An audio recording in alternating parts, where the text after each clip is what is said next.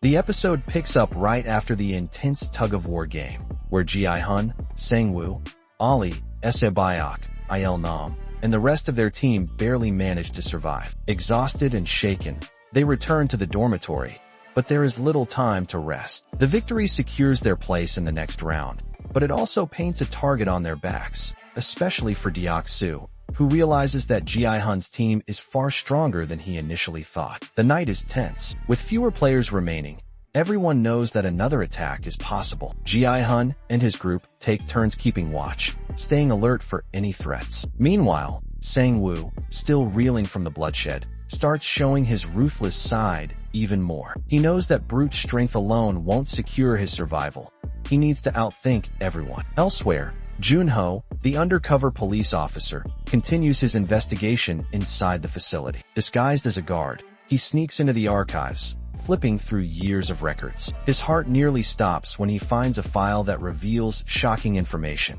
His missing brother's name is listed as a past winner of the Squid Game. This revelation makes his mission even more personal, and he becomes determined to find out the truth. Back in the dormitory, the morning finally arrives, and the masked guards enter to collect the bodies of the fallen players. The survivors are given another meal, but this time, no one is focused on eating. Instead, they are lost in thought, anticipating what horrors the next game might bring. The tension is suffocating, and paranoia is at an all-time high. The third game is announced, and the players are led into a large, brightly lit room with a towering. Ji-hun and Il-nam begin playing a simple guessing game, where they try to predict if the number of marbles in the other's hand is odd or even. Ji-hun, reluctant to betray the old man, plays honestly at first, but as the game goes on, he starts to panic. Il-nam appears confused and forgetful, struggling to keep track of his marbles. This gives Ji-hun an opportunity to trick him. In a moment of desperation,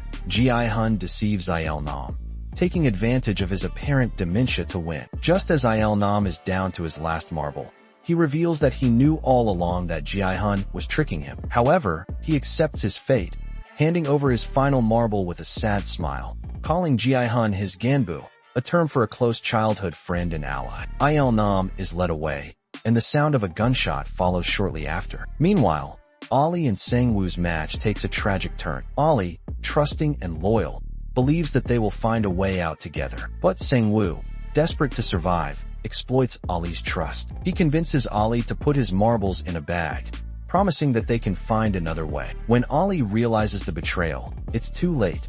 Sang-woo has swapped the bag with rocks and handed Ali's marbles to the guards. Ali, devastated, is taken away and eliminated. On the other side, Sebayok and Ji-young take a different approach. Instead of rushing into a competition, they share their life stories. Ji-young, who has little to live for, learns of Sebayok's dream to reunite with her family in North Korea. In an act of pure selflessness, Ji-young purposely loses, letting Sebayok win. She accepts her fate with a quiet smile, telling Sebayok to make it out of the game and live a good life. The guards take her away, and another gunshot echoes through the game area. Other pairs also face their own tragic endings. Husbands and wives, close friends, and allies are forced to turn on each other. The once strong alliances crumble under the pressure of the cruel game. As the game ends, only one player from each pair remains. Ji-hun, Sang-woo, and Sebayok return to the dormitory, but they are forever changed. The room,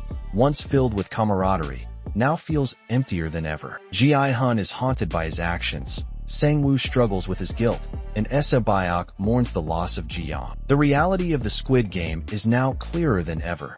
There is no room for friendship, only survival. Episode 6 is a devastating reminder of the cruelty of the Squid Game. It strips away any illusion of fairness and exposes the darkest aspects of human nature. The betrayals, sacrifices, and heartbreaking choices make this one of the most powerful episodes in the series. As the remaining players steel themselves for the next challenge, the emotional scars of the marble game will stay with them forever. After the previous game, the players return to the dormitory, now reduced to only 17 survivors. The tension in the room is heavy. Everyone knows that the next game could be even more brutal than the last. Ji-hun, Sang-woo, Sebayok, Ali, and the others sit in silence, exhausted and wary of what's to come. The masked guards enter, and order the contestants to follow them to the next arena. As they walk through the massive facility, the players are filled with dread. They don't know what the next challenge will be, but each of them understands that survival is not guaranteed. Upon entering the game area,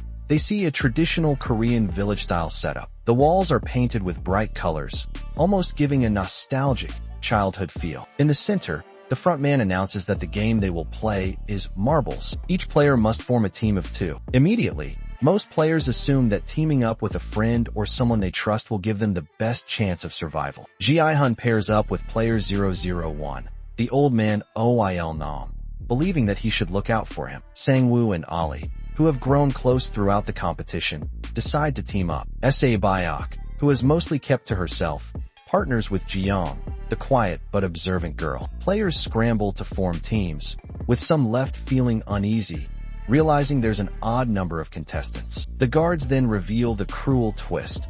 Only one person from each team will survive. Each pair is given a bag of 10 marbles and told to come up with their own game to win all of their partner's marbles. The one who loses all their marbles will be eliminated. The moment of realization is gut-wrenching. Players who thought they were allies now face the reality that only one of them will walk away. Simultaneously, police officer Hwang Junho, who has infiltrated the facility disguised as a guard, continues his covert investigation. He stumbles upon a room filled with meticulous records of past games and participants. Among these documents, Junho discovers information about his missing brother, deepening the personal stakes of his undercover mission and adding a layer of mystery to the overarching narrative.